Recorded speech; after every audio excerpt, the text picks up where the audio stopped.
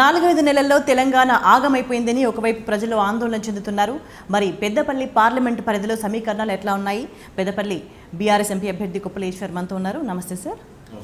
ఈ 4-5 నెలల్లో ఇక్కడ పెద్దపల్లి పార్లమెంట్ పరిధిలో ఎటువంటి మార్పు చూస్తున్నారు? ఎలక్షన్స్ జరిగిన తర్వాత ప్రజలు గొప్పగా ఆశించారు. కేసీఆర్ గారు తెలంగాణ రాష్ట్రం తేవడంతో పాటు 10 సంవత్సరాలు ప్రభుత్వం కొనసాగించి చాలా రిఫార్మ్స్ తీసుకొచ్చి 60 సంవత్సరాల పాటు తెలంగాణ రాష్ట్రంలో ఏ విషయాల పట్లనైతే ప్రజలు ఇబ్బంది పడ్డారో, ప్రధానంగా రైతాంగం, గ్రామీణ ప్రాంతాల్లో ఉండేటువంటి ప్రజలు, కరెంటు లేకపోవడం అనేది ఒక పెద్ద టాస్క్. 60 సంవత్సరాలలో చాలా ప్రభుత్వాలు వచ్చినాయి పోయినాయి, కానీ ఎవరు కూడా సాధించలేకపోయినారు. అది వదిలేసింది వాస్తవంగా. అదేవిధంగా తెలంగాణలో ఇక రాజకీయ నాయకులు కావచ్చు, నిపుణులు కావచ్చు, వాళ్ళందరూ ఒక అభిప్రాయం ఏంటంటే తెలంగాణ అంటేనే ఇది ఎత్తు ప్రాంతం, అసలు నీళ్లు లేవు, బోర్లు వేసినా 500-600 ఫీట్లలో నీళ్లు పడతాయి, దాని మీదనే ఆధారపడి బ్రతకాలని నిర్ధారణ చేసుకొని ప్రయత్నమే మానేసారు. కానీ తెలంగాణ రాష్ట్రం వచ్చిన తర్వాత ఒక అధ్యయనం చేసి కేసీఆర్ గారు నీళ్ళు ఎక్కడున్నాయి, ఎట్లా తీసుకురావచ్చు, ఉన్నదే 2 ఆధారాలు, ఒకటి గోదావరి, కృష్ణా నదులు. వీటిలో ఉన్నటువంటి నదులలో ఉన్నటువంటి తెలంగాణ వాటా, తెలంగాణ రాష్ట్రం ఏర్పడిన తర్వాత తెలంగాణ రాష్ట్రం వాడుకునేటువంటి వాటాను ఏ విధంగా వాడుకోవచ్చు అని చాలా గొప్పగా ఆలోచించి నిపుణులతో సంప్రదించి అనేక విధాల అధ్యయనం చేసిన తర్వాతనే పూర్తి చేయడం. దాంతోపాటు ఈ మైనర్ ఇరిగేషన్ వ్యవస్థ అనేటువంటిది గతం నుంచి కూడా ఉంది. మైనర్ ఇరిగేషన్ అంటే గ్రామాల్లో ఉండేటువంటి చెరువులు కావచ్చు, ఇదివరకు ఉన్నటువంటి ఈ కెనాల్ సిస్టమ్ కావచ్చు, ఇదంతా కూడా నడుస్తుండే. కానీ అరాకొర వ్యవసాయం మాత్రమే సాగేది. తెలంగాణ రాష్ట్రం ఏర్పడక ముందు కేవలం ఒక 40 నుంచి 42 లక్షల ఎకరాలలో, అది కూడా కాలువల ద్వారా వచ్చేటువంటి నీళ్లు కాక వాళ్ళకు బోర్ సపోర్ట్ తీసుకుంటే తప్ప వ్యవసాయం సాగనటువంటి పరిస్థితి. కానీ తెలంగాణ రాష్ట్రం వచ్చి 10 సంవత్సరాలలో కేసీఆర్ గారి యొక్క ఆలోచన విధానం మేరకు అద్భుతమైన ప్రగతి సాధించడం. కానీ ఈ 4-5 నెలల్లో తెలంగాణ వ్యాప్తంగా కూడా రైతులు చాలా ఇబ్బందులు పడ్డ పరిస్థితి, నీళ్లు లేక, కరెంట్ లేక. పర్టికులర్గా పెద్దపల్లి పార్లమెంట్ పరిధికి సంబంధించి పంటలు కొన్ని చోట్ల పూర్తిగా ఎండిపోయిన సిచ్యువేషన్ కనిపిస్తుంది పెద్దపల్లి జిల్లాలో. అంటే ఇది మీకు ఈ 10 సంవత్సరాలలో మనం చూడనటువంటి ఒక కొత్త సిచ్యువేషన్ చూసినాం. 10 సంవత్సరాలలో నీటి కొరత లేదు, అసలు ఎక్కడ చూసినా నీళ్ళే. మే మాసంలో కూడా మీకు చెరువులలో మత్తలు దుంకినటువంటి పరిస్థితి. ఇది ప్రజలు చెప్పుకుంటున్నారు. ఇప్పుడు ప్రజల యొక్క స్పందన చూసిన తర్వాత మేము 10,000 రూపాయలు నష్టపరిహారం ఇస్తామని ప్రభుత్వం ప్రకటించింది. కానీ ప్రకటించిన ప్రభుత్వము న్యాయం చేసే విధంగా ఉండాలి. ఈరోజు ఆ 15,000 ఎకరాలకు 10,000 రూపాయల చొప్పున మేము నష్టపరిహారం చెల్లిస్తామని ప్రకటించారు. సరే, వాళ్ళు ఇస్తారా, ఎప్పుడు ఇస్తారు, ఏం సంగతి అది తర్వాత విషయం. 3-4 రోజులైతే ఎలక్షన్ అయిపోయింది. ఎలక్షన్ అయిపోయిన తర్వాత ఇస్తే సంతోషిస్తారు, ఇవ్వకపోతే అడిగేవాళ్ళు కూడా. వాస్తవానికి ఈ ఎలక్షన్ ఉండే కాబట్టి దీనికంటే ముందే అన్ని నెరవేరుస్తారని ఆశపడ్డారు కూడా ప్రజలు. ఆశపడ్డారు కానీ నెరవేర్చే పరిస్థితి లేదు. ఇప్పుడు దాదాపుగా 5 నెలలు జరుగుతున్నాయి. 5 నెలల్లో 6 గ్యారంటీలలో 1 గ్యారంటీ కూడా లేదు. అంటే వంచి మోసం చేయడం, నమ్మించి మోసం చేయడం అనేది ఫస్ట్ టైం ఈ ప్రభుత్వాన్ని చూస్తున్నాం. నేను కూడా చాలా సంవత్సరాల నుంచి రాజకీయాలలో దాదాపు ఒక 10-12 మంది ముఖ్యమంత్రులను మేము దగ్గరగా చూసిన వాళ్ళం. ఎవరు కూడా ఇట్లాంటి పరిపాలన విధానం కొనసాగించినట్టుగా లేదు. ఆయనే స్వయంగా ఒప్పుకుంటాడు ముఖ్యమంత్రి, ప్రజలు నిజం చెప్తే నమ్మడం లేదు అని అబద్ధం చెప్పి వంచిస్తావా? ఒక ముఖ్యమంత్రి స్థాయిలో, ఓ రాష్ట్రంలో ఒక పార్టీని నడిపే స్థాయిలో ఇదేనా నువ్వు నేర్పేది విధానం? నీ నుంచి నేర్చుకోవాల్సిన భావితరాల వాళ్ళు రేపు వచ్చేటువంటి రాజకీయ నాయకుడు కూడా నేర్చుకోవాల్సింది ఇదేనా? అంటే అదే అందరు ఇదే చేస్తే అసలు ఈ సమాజంలో ఇంకా నీతి, న్యాయం, నిజం, అబద్ధం అనే దానికి అర్థం ఏముంటుంది? అంటే ఈ కాంగ్రెస్ ప్రభుత్వ విధానం వల్ల ఇప్పుడే ఇట్లా ఉంటే ఇక ఫర్దర్గా ఏం జరుగుతుంది, భవిష్యత్తు ఎట్లా ఉంటుందని ఒక ఆందోళన అయితే తెలంగాణ ప్రజల్లో నెలకొంది. 100%. ఈరోజు ఎవరైతే మహిళలు ఉన్నారో వాళ్ళకి 6 గ్యారంటీలలో ప్రధానమైనటువంటి గ్యారంటీ ఏంటంటే ఈ 2,500 రూపాయలు ప్రతి నెల 18 ఏళ్ళు నిండినటువంటి వైట్ రేషన్ కార్డు ఉన్నటువంటి ప్రతి మహిళకు 2,500 రూపాయలు మీ ఇంటికి పంపిస్తా అని చెప్పే. నమ్ముతారు కదా. అదేవిధంగా మహిళలకు అంటే ఇమీడియట్ భారంగా కనబడేది ఏంటంటే ఇంట్లో గ్యాస్ సమస్య ఏంటంటే అయ్యో 500కే వస్తుందట అనేసరికి నమ్ముతారు. ఇప్పుడు గ్యాస్ తెచ్చుకుంటున్నారు 1,033 రూపాయలు పెట్టి తీసుకొచ్చుకుంటున్నారు. వాళ్ళు ఏం చెప్తున్నారంటే మీ అకౌంట్లోకి మళ్ళీ 500 మేము వేస్తాము, మీరైతే ఇప్పుడు కట్టి తీసుకెళ్ళండి అని చెప్పారు. నిజంగా ఈ ప్రభుత్వానికి ఈ స్కీమును కనుక న్యాయబద్ధంగా అమలు చేయాలని అనుకుంటే ఖచ్చితంగా 500కే నువ్వు ఇచ్చి పంపిస్తే సిలిండరు అది నువ్వు స్కీమ్ 100% ఇంప్లిమెంట్ చేసినట్టు లెక్క. నువ్వు ఎన్నడూ ఇప్పటి వరకు పంపించలేవు, మొత్తుకుంటున్నారు మహిళలు. మూడవది ఏంటంటే మీకు కళ్యాణ లక్ష్మి స్కీమ్. కేసీఆర్ గారు దీన్ని ఒక గొప్ప ఉద్దేశంతో తీసుకొచ్చారు ఈ స్కీమ్ను. వాస్తవంగా వారు ఒక అనుభవం కూడా చెప్పారు. ఒక సందర్భంలో ఆయన ఎమ్మెల్యేగానో మంత్రిగానో ఉన్న సమయంలో ఒక గ్రామానికి వెళ్తే ఆ లంబాడీకి సంబంధించినటువంటి కుటుంబంలో ఇల్లు తగలబడి 5 లక్షల రూపాయలు మాడిపోయి పాపం ఆ పెళ్ళి ఎత్తిపోయే పరిస్థితులలో వాళ్ళు చాలా ఆవేదన చెందినటువంటి ఒక సంఘటన. ఆ రోజు అక్కడికి వెళ్ళినటువంటి కేసీఆర్ గారే వాళ్ళకి ఆర్థిక సాయం చేసింది. అది గుర్తుపెట్టుకొని తెలంగాణ వచ్చిన తర్వాత వారు ముఖ్యమంత్రి అయిన తర్వాత ఈ కళ్యాణ లక్ష్మి అంటే పేదవాళ్ళు ఈ 1,00,000 రూపాయలలోనే పెళ్లి చేసుకునే అనేక కుటుంబాలు ఉన్నాయి. 20-25 మందికి భోజనం పెట్టి కొత్త బట్టలు తెచ్చుకొని మట్టెల మంగళసూత్రం తెచ్చుకొని ఈ 1,00,000 రూపాయల పెళ్ళిళ్ళు చేసుకునేటువంటి కుటుంబాలు ఇప్పటికీ ఉన్నాయి. వాళ్ళకి చాలా గొప్ప. మరి ఈ సందర్భంలో ఈ హామీ ఎట్లాంటి హామీ అంటే ఈ 1,00,000 రూపాయలు మేము కేసీఆర్ గారు ఇస్తున్నారు, దానికి అదనంగా మేము 1 తులం బంగారం కల్పిస్తాము అంటే మహిళలు ఎట్లయినా వాళ్ళు ఆశపడతారు. ఈరోజు మరి ఈ 3 విషయాలలో వారు నమ్మి మోసపోయినరు. ఆ ఆవేదన మాత్రం మనకు ప్రజల్లో కనబడతా ఉన్నది. తర్వాత ఫ్రీ బస్సు కూడా. ఫ్రీ బస్ అంటే కొంతమందికి ఉపయోగపడుతుంది కావచ్చు. అసలు ఒక గృహిణి రోజు ఫ్రీ బస్సులో ఎక్కడికి వెళ్తారు? 6 నెలలకో 3 నెలలకో సంవత్సరంలో కూడా బయటికి పోయినటువంటి స్త్రీలు చాలామంది ఉంటారు. అటువంటి వాళ్ళ కోసం కాదు ఈ ఫ్రీ బస్సు. రెగ్యులర్గా ప్రయాణం చేసేటువంటి వాళ్ళకు ఫ్రీ బస్సు ఉపయోగపడుతుంది. రెగ్యులర్గా ఎవరు ప్రయాణం చేస్తారు? ఉద్యోగం చేసేవాళ్ళు, చదువుకునే వాళ్ళకు. కానీ వాళ్ళకి ఈరోజు ఇబ్బంది అవుతుంది. ఒక బస్సులో 56 సీట్లు ఉంటే మీరు 70 మంది 100 మంది బస్సులలో ఎక్కడ ఎవరు కూర్చునే పరిస్థితి లేదు. తర్వాత మగవాళ్ళకు అస్సలే ప్రవేశం లేదు, మొత్తం ఆడవాళ్ళతో నిండి ఉంటున్నారు. ఇది ఒక అంటే అనాలోచితమైనటువంటి నిర్ణయం అని ఖచ్చితంగా చెప్పచ్చు. ఎందుకంటే ఒక మంచి స్కీమ్ తీసుకునే ముందు దీని రిఫ్లెక్షన్స్ కూడా ఎట్లుంటాయనేది ఆలోచించుకోవాలి. దీంతో ఆటో డ్రైవర్ల మీద ఎఫెక్ట్ పడ్డది. ఇలా 7,50,000 మంది ఆటో డ్రైవర్లు బజార్న పడ్డారు, రోడ్న పడ్డారు. 15 వందలు 1000 రూపాయలు సంపాదించే ఆటో డ్రైవర్ 200, 300 వస్తలేవు. అదే ఇల్లెట్లా గడవాలి, దీనికి సంబంధించిన అప్పు ఎట్లా తీరాలి అని ఆవేదనతో ఇప్పటికే చాలామంది ఆత్మహత్యలు చేసుకున్నారు. అది కూడా ఈ గవర్నమెంట్కి పట్టింపు లేదు. ఈ 4 నెలల్లో మనం చూసేటువంటి ఈ ప్రధానమైన మార్పు అయితే చూస్తున్నాం. ఒకవైపు నీళ్లు లేక పంటలు ఎండిపోవడం, రైతులు ఆత్మహత్యలు చేసుకోవడం, ఈ ఆటో డ్రైవర్స్ ఆత్మహత్యలు చేసుకోవడం అంటే ఒక విచిత్రమైన పరిస్థితిని చూస్తున్నాం. జనరల్గా ఒక ప్రభుత్వం 10 సంవత్సరాలలో ఏ విషయంలో కూడా ఇబ్బంది జరగకుండా జరిపినటువంటి కేసీఆర్ గారి ప్రభుత్వం ఇంకో ప్రభుత్వం వచ్చి కూర్చున్న తర్వాత అదే విధంగా నడపచ్చు. ఎందుకు నడపలేదనేది ఈరోజు మనకు ఉన్నటువంటి ఒక పెద్ద ప్రశ్న. ఎవరైనా నడపచ్చు. ఇప్పుడు 24 అవర్స్ ఫ్రీ పవర్ ఇస్తున్నారు కదా, యాజ్ ఇట్ ఈస్ కంటిన్యూ చేయవచ్చు. అంటే దశాబ్దాల పోరాటం తర్వాత వచ్చిన రాష్ట్రం తెలంగాణ రాష్ట్రం ఏర్పడిన తర్వాత ఓకే రాష్ట్రం ఏర్పడింది, మనదే, మన లైఫ్ మనకు ఉంది అని తెలంగాణ ప్రజలు అనుకున్నారు. కానీ ఇట్లాంటి మార్పు వస్తుంది అని అనుకోలేదు. అంటే అనూహ్యంగా మళ్ళీ వెనక్కిపోతున్నామా, మళ్ళీ ఎటువంటి ప్రమాదంలో పడుతున్నామని ఆలోచించే పరిస్థితి వస్తుందని ఎవరు ఊహించలేదు. అయితే పర్టికులర్గా సింగరేణికి సంబంధించి చాలా కీలకమైన సిగ్నిఫికెంట్ చేంజెస్ కనిపించినాయి. ఎటువంటి చేంజెస్ చూసిండ్రు మీరు ఇక్కడ? అంటే తెలంగాణ రాకముందు సింగరేణిలో చాలా జటిలమైన సమస్యలు ఉండేవి.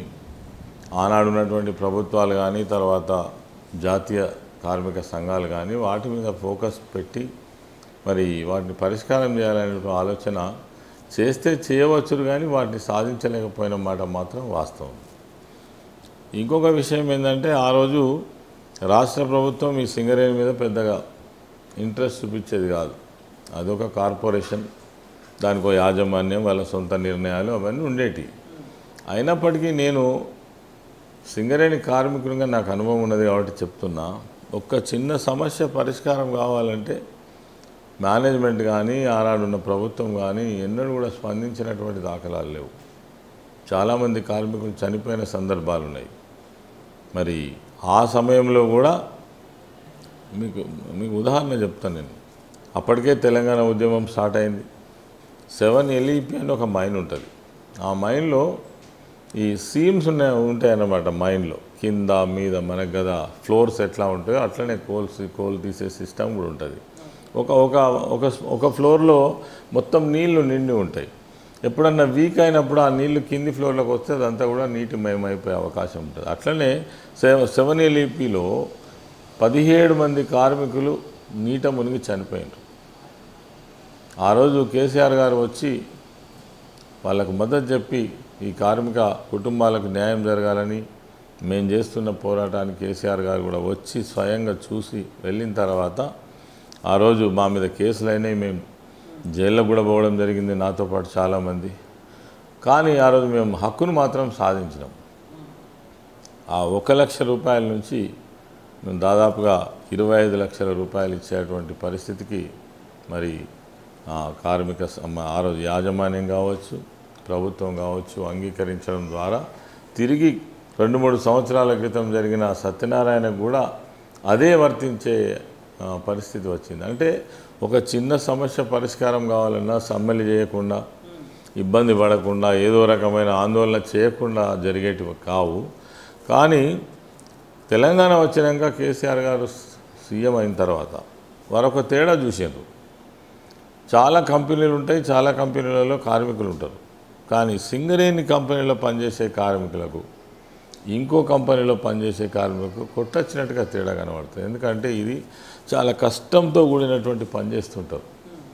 తరచుగా యాక్సిడెంట్స్ జరగడము, మనుషులు చనిపోవడము, లేదనంటే వాళ్ళ అవయవాలు పోవడము, చేతులు కాళ్ళు పోవడము, కళ్ళు పోవడము, ఇట్లాంటివి తరచుగా జరిగేటువంటి అవకాశం. అందుకే సింగరేణి కార్మికులకును ఇంకో వేరే కార్మికులకు మనం తేడా చూడవచ్చు. దీన్ని గుర్తించినటువంటి నాయకుడు కేసీఆర్ గారు. అంటే కానీ ఇప్పుడు బీజేపీ ప్రైవేటైజ్ చేసే ఆలోచనలో ఉంది, దానికి తగ్గట్టుగా చర్యలు తీసుకుంటుంది. ప్రధాని మోదీ ప్రైవేటైజ్ చెయ్యము అని చెప్పిన నెల రోజుల్లోనే 4 బ్లాక్స్ వేలం వేసింది. దీన్ని ఎట్లా చూస్తున్నారు ఇక్కడ ప్రజలు? అంటే వాళ్ళకి తెలుసు, కానీ కార్మికుల పాపం వాళ్ళు ఏం చేయగలుగుతారు. కానీ యాజ్ ఏ పార్టీస్గా వాటిని వ్యతిరేకించాల్సినటువంటి పార్టీలు కానీ గట్టిగా నిలబడాల్సిన అవసరం ఉండే. బీఆర్ఎస్ పార్టీ పుట్టిందే తెలంగాణ కోసం, ఉద్యమం చేసి తెలంగాణ రాష్ట్రాన్ని సాధించి, అందులో తెలంగాణ ప్రాంతంలో ఉన్నటువంటి ప్రధానమైన పరిశ్రమలలో బొగ్గు పరిశ్రమ ఒకటి, అది సింగరేణి. నాకు తెలిసి 133 ఏళ్ళ చరిత్ర కలిగిన ఈ సంస్థ, ఇది లక్షల మందికి జీవితాన్ని ఇచ్చిన సంస్థ. చదువు లేనటువంటి వాళ్లకు, ఏం చేయాలనో తోచనటువంటి వాళ్లకు, భూమి జాగలేక ఎక్కడికో పోయి ఏడబ్రతకాలనే ఆలోచన ఉన్నటువంటి వాళ్ళందరికీ కూడా ఒక జీవితాన్ని ఇచ్చినటువంటి సంస్థ సింగరేణి సంస్థ. అందుకే దీన్ని చాలా గొప్పగా అభివృద్ధి చేయాలని, ఇంకా కోల్ ప్రొడక్షన్ పెంచాలని, కోల్ ప్రొడక్షన్ పెంచడంతో పాటు కార్మికులకు ఉన్నటువంటి పెండింగ్లో ఉన్న సమస్యలని తీర్చాలనే ఉద్దేశంతో కేసీఆర్ గారు దీని మీద ప్రత్యేక శ్రద్ధ పెట్టిండ్రు. అయితే ఈరోజు మీరు అడిగినట్టుగా ఎవరైతే మోదీ గారు వచ్చిన తర్వాత దేశంలో అనేక ప్రభుత్వ రంగ సంస్థలన్నీ కూడా ప్రైవేటైజ్ చేసుకుంటూ వస్తున్నారు. అందులో మన సింగరేణి సంస్థ పైన కూడా వాళ్ళకు సంబంధించినటువంటి మరి మిత్రులు కావచ్చు, సోదరులు కావచ్చు, ఎవరైనా కావచ్చు, ఎవరు అడుగుతున్నారో తెలియదు, కానీ వీటిని కూడా ప్రైవేట్ చేయాలనే ఆలోచన వచ్చింది. ఇప్పటికే 4 బొగ్గు బ్లాకులు తెలంగాణకు వచ్చి స్వయంగా మేము చెయ్యము అని ఇక్కడ ప్రజలకు మాటిచ్చి వెళ్ళి మళ్ళీ వాటిని ప్రైవేటైజ్ చేసినటువంటి, అంటే బీజేపీకి తోడు ముఖ్యమంత్రి రేవంత్ రెడ్డి కూడా ప్రైవేటైజ్ చేయడానికి తగ్గట్టుగానే పావులు కదుపుతున్నారు అని చెప్పేసి ఇంకో వాదన నడుస్తుంది. అంటే దీనివల్ల ఏం జరుగుతుంది? ప్రైవేటైజ్ చేసి ఇక్కడ ఎట్లాంటి మార్పులు వస్తాయి? ఏమవుతుందంటే ప్రైవేటైజ్ జరిగితే మాత్రం ఈ ప్రాంతం నిజంగా కూడా చాలా దారుణంగా మోసపోతారు. కార్మికులు కావచ్చు, ఈ ప్రాంతం కావచ్చు, మరి ముఖ్యంగా ఎస్సీ ఎస్టీలు కూడా ఇబ్బంది పడతారు. ఎందుకంటే ప్రభుత్వ రంగ సంస్థలన్నీ మూతపడ్డ తర్వాత రిజర్వేషన్కి అర్థమైంది. డాక్టర్ బాబాసాహెబ్ అంబేద్కర్ గారు రిజర్వేషన్ ఇచ్చింది ఎందుకంటే పేద వర్గాలు ఎవరైతే ఉన్నారో వాళ్ళు ప్రభుత్వ రంగ సంస్థలలో మరి వాళ్ళకు 15% రిజర్వేషన్ ఇవ్వడం వల్ల కొంతమంది ఉద్యోగస్తులుగా ఏర్పడి మరి వాళ్ళు కొంత ముందుకు వచ్చేటువంటి అవకాశం ఉంటుందనే ఉద్దేశంతో రిజర్వేషన్ వచ్చింది. రిజర్వేషన్ కనుమరుగవుతుంది. ఒకటి, ప్రైవేట్ రంగంలో మీకు రిజర్వేషన్ లేదు. తర్వాత ఇక్కడ ప్రైవేట్ యాజమాన్యానికి ఒక ప్రభుత్వ యాజమాన్యానికి మనం కొట్టొచ్చినట్టుగా తేడా చూడవచ్చు. వాళ్లకు ప్రొడక్షనే లక్ష్యం, కానీ ప్రభుత్వ రంగ సంస్థలలో రక్షణతో కూడిన ప్రొడక్షన్ అవసరం. విధానం కూడా అట్లే ఉంటుంది. వాళ్ళ హక్కులను కాపాడుతారు, కానీ వీళ్ళ పూర్తి స్థాయిలో వీళ్ళ హక్కులను కాలరాచి వేస్తారు. వీళ్ళకి ఇప్పుడు ప్రభుత్వ రంగంలో పనిచేస్తున్నటువంటి కార్మికులకు చాలా రకాల హక్కులు ఉంటాయి. లీవ్స్ కానీ, తర్వాత వాళ్ళకు హెల్త్ బాగలేకపోతే రిఫరల్ చేసుకొని హైదరాబాద్ కార్పొరేట్ హాస్పిటల్లో వైద్యం చేయించుకోవడం కావచ్చు, డిపెండెంట్ ఎంప్లాయ్మెంట్ హక్కు కావచ్చు, ఇవన్నీ కాచబడతాయి. మరి ఇవన్నీ పోవడమే కాకుండా ఈ ప్రాంతంలో వాళ్ళ ఇష్టారాజ్యంగా వ్యవహారం చేసే అవకాశం ఉంటుంది. ఈరోజు సింగరేణి కార్మికులకు ఒక కార్మికుడికి మినిమం 1 లక్ష రూపాయల సాలరీ ఉందనుకోండి, వాళ్ళు 15,000తో చేయిస్తారు ఇదే పని. అంటే ఈ తెలంగాణ వ్యాప్తంగా ఎక్కడ చూసినా కానీ బీజేపీ కానీ కాంగ్రెస్ కానీ తెలంగాణ ప్రయోజనాలు కాపాడట్లేదు. వాటి వల్ల బెనిఫిట్ పొందాలని చూస్తున్నాయి, కానీ తెలంగాణ ప్రజలకు మేలు చేయాలన్న ఆలోచనతో లేరు అనే ఒక కన్క్లూజన్కి ప్రజలు వచ్చిన సిచ్యువేషన్ కనిపిస్తుంది. మరి ఈ నేపథ్యంలో పర్టికులర్గా పెద్దపల్లి పరిధికి సంబంధించి ఇక్కడ కాంగ్రెస్ ఏం మాట్లాడుతుంది? ఇక్కడ ఉన్న అభ్యర్థి ఏం చెప్తున్నారు? ఏం మాట్లాడతారు? ఇప్పుడు సింగరేణిని అదాని ఒక బొగ్గు పరిశ్రమలాగా మార్చే ఆలోచనలో ఈరోజు బీజేపీ కానీ కాంగ్రెస్ కానీ ఉన్నట్టుగా మనకు అర్థమవుతుంది. రకరకాల టీవీలు ఛానళ్ళల్లో కావచ్చు, యూట్యూబ్ ఛానల్లో కావచ్చు, ఈ మధ్యనే దావోస్లో ఒక మీటింగ్ జరిగింది. ఆ మీటింగ్లో స్వయంగా రేవంత్ రెడ్డి పాల్గొన్నారు. అక్కడనే ఒప్పందాలు జరిగినాయి. అందులో కోల్బెల్ట్ ప్రాంతంలో ఉన్నటువంటి బలమైన నాయకులలో పారిశ్రామికవేత్తలలో వివేక్ ఒకరు, తర్వాత పొంగులేటి శ్రీనివాసరెడ్డి గారు ఒకరు. వీళ్ళ సపోర్ట్ తీసుకొని మొత్తమే ఈ సంస్థను మరి అమ్మేద్దామనే పరిస్థితి మరి కనబడతా ఉంది. అంతేకాకుండా ఈ ఎవరైతే అదాని ఉన్నారో ఈయనకు విదేశాలలో ఇండోనేషియా కావచ్చు, ఇతర ప్రాంతాలలో బొగ్గు పరిశ్రమలు ఉన్నాయి, బొగ్గు బ్లాక్స్ ఉన్నాయి. ఆ బొగ్గును కూడా బలవంతంగా కొనిపిస్తున్నారు. ఆ బొగ్గుకు మన సింగరేణి బొగ్గుకు ఈ రేటులో చాలా వ్యత్యాసం ఉంది. మన కోల్ ఎంత అయితే ఉందో హార్డ్లీ 4,500 4,600కు టన్ను దొరుకుతుంది. ఇప్పుడు వాళ్ళ బొగ్గును 24,000 కొనుమని స్వయంగా ప్రధానమంత్రి రాష్ట్రాలకు ఉత్తరాలు రాస్తే మన రాష్ట్రంలో కూడా మన ముఖ్యమంత్రి కేసీఆర్ గారు ఉన్నప్పుడు వీటిని ప్రైవేట్ పరం చేస్తాం, అదేవిధంగా మీరు ఇండోనేషియా బొగ్గు కొనండి, 24,000 కొనండి అని చెప్తే కూడా అప్పుడు నిరోధించి గట్టిగా నిలబడి సింగరేణి సంస్థను రక్షించినటువంటి నాయకుడు కేసీఆర్ గారు. ఇది మా కార్మిక లోకానికి తెలియదు, ప్రపంచానికి తెలియదు. కానీ ఇలా అధికారం కేసీఆర్ గారి చేతిలో లేదు. ఇలా రేవంత్ రెడ్డి ముఖ్యమంత్రి అయిండు. మరి ఆయన ఒకవైపేమో అదానిని ఇష్టం వచ్చినట్టుగా మాట్లాడుతాడు, తిడతాడు. మేము కొన్ని ఛానల్స్లో చూసినాం, మేము యూట్యూబ్ ఛానల్స్లో. ఆయననే పోయి మళ్ళీ శాలువా కప్పి సన్మానిస్తాడు. దీని వెనుక ఉన్న రహస్యం ఏంది? ఆయనకు కూడా పర్సంటేజీలు ఉన్నాయని ఈ ప్రాంతంలో ఉన్న నాయకులందరూ కలిసి సింగరేణి సంస్థను అమ్మేస్తారనేటువంటి భావం అయితే ఖచ్చితంగా కలుగుతుంది. అండ్ అల్టిమేట్గా పెద్దపల్లి పార్లమెంట్ పరిధికి సంబంధించి పోటీ ఈసారి ఏ పార్టీల మధ్య ఉందని భావిస్తున్నారు? ప్రధానంగా త్రిముఖ పోటీ ఉందంటున్నారా లేదా ద్విముఖ పోటీ? డెఫినెట్గా త్రిముఖ పోటీ ఉంటుంది, రెండు జాతీయ పార్టీలు కాబట్టి. కానీ మాకు ఉన్న కాన్ఫిడెన్స్ ఏంటంటే కేసీఆర్ మార్క్ ఉన్నది, బీజేపీకి ఏం మార్క్ ఉంది? తెలంగాణ ప్రజలకు పనిచేసినటువంటి దాంట్లో చెప్పుకోవడానికి పేద ప్రజలకో లేదంటే ఈ వర్గానికో ఆ వర్గానికో ప్రాంతానికో చేసినటువంటి ఒక మార్క్ చూపించగలుగుతారా? చూపించగలిగితే వాళ్ళు ఏం చేసిండ్రో వేదికల మీద చెప్పి ప్రజలను ఒప్పియాలి. ఏం లేదు, చేసింది నిజంగా తెలంగాణ ప్రాంతానికి ప్రజలకు ద్రోహమే తప్ప ఏమీ లేదు. కాంగ్రెస్ పార్టీ అభ్యర్థి కూడా ఉన్నాడు, అది కూడా జాతీయ పార్టీ. వాళ్ళు ఇవాళ ఎట్లా మాట్లాడుతున్నారంటే ఏదో సమాజాన్ని ఉద్ధరిస్తేనే మాకు ఓట్లేస్తే మేము అధికారంలోకి వచ్చినామనే ఆ ధీమాతో మాట్లాడుతున్నారు, ఆ అహంకారంతో మాట్లాడుతున్నారు.